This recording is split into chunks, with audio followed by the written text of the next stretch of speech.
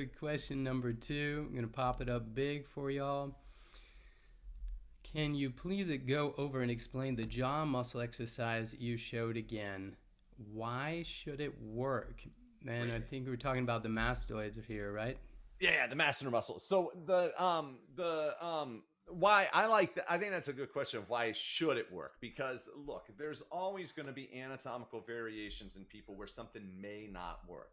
I had a student a couple years ago where like one side of his jaw was shorter than the other side, so his whole jaw was off, and so this isn't going to work for them.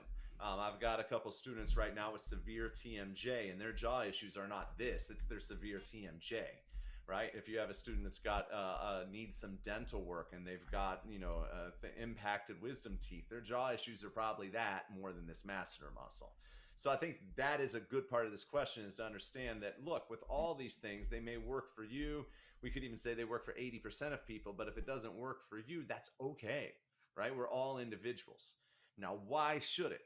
Well, because what the masseter muscle does is it starts up here, and this is its origination point, and then it inserts down here into the lower jaw.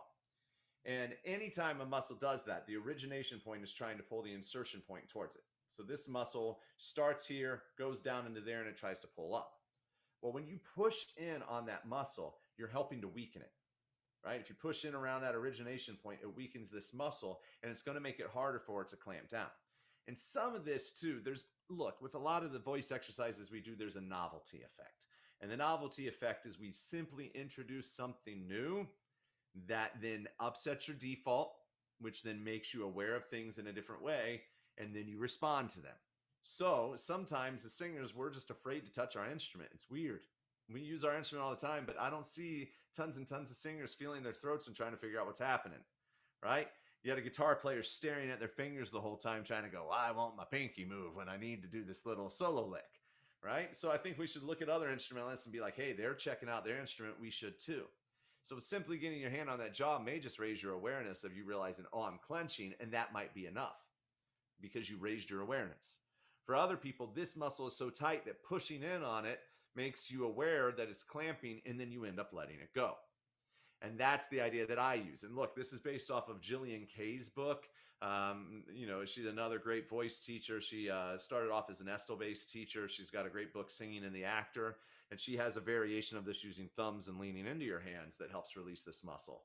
I like to just push on it and lean in here, and you start disengaging it so that then your jaw doesn't go into what I call the bite reflex. There's studies about the bite reflex. It's part of the way that we help infants eat. The moment that an infant is born, it's hungry. You pull down its bottom lip, and its jaw snaps back down around the bottom. That's because it was pre-programmed that when its mouth was open wide, it's supposed to snap down, right? Think about just when you try to feed a baby its food for the first time, open wide, and then as soon as that spoon gets near, that clamps, right? So we do that for the first, dozen years of our life. Then we decide we want to sing, and our body's pre-programmed to open that mouth and clamp it down.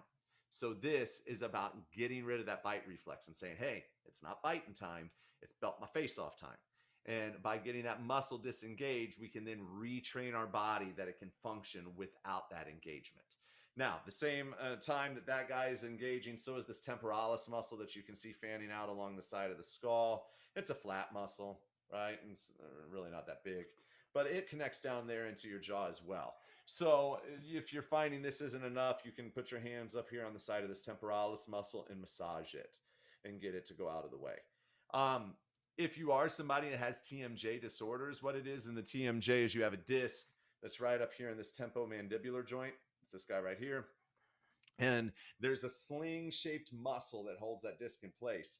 And sometimes you end up tearing the ligament. And unfortunately, it's one of the ligaments that won't repair itself. So you end up tearing this ligament on the side, and then the internal muscle will grip down and tighten up. And what ends up happening then is every time you open your mouth, because that inside muscle is attached to the jaw, it pulls on that disc slips out, and you hear a clicking sound, and you get a lot of discomfort.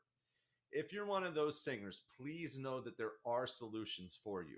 You need to go find a dentist or a physical therapist that specialize in TMJ disorders, because there's actually an internal massage they can teach you. Speech language pathologists sometimes know this as well, where you stick a finger in your mouth. It's called a pterygoid release. The muscle is PTER pterygoid, so it's pterygoid release. And you stick your finger in there, you learn where that pterygoid is, you scrape that muscle so it lets go, and then that disc is more likely to settle into a place where you're not going to get the clicking and the tension when you sing. So I meet lots of singers who think they have TMJ and it's the end of the world. It's not. You just got to find an expert, and that expert's going to be able to help you figure out how to get that muscle to stop doing that, and you should end up in a better spot. Yeah, thanks for that. My dad's actually one of those dentists. Oh yeah, really? That's Yeah, great.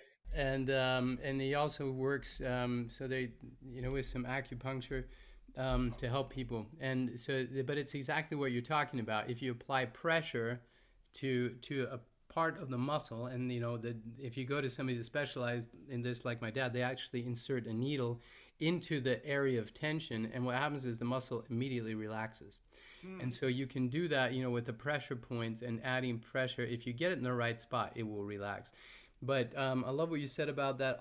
Almost every time before a performance, and I've been performing all over the world for over 30 years, I always massage these muscles because I want them to be loose enough and ready to work in a dynamic, fluid way. But yeah, thank you so much for that. That was amazing. We've got another great question here.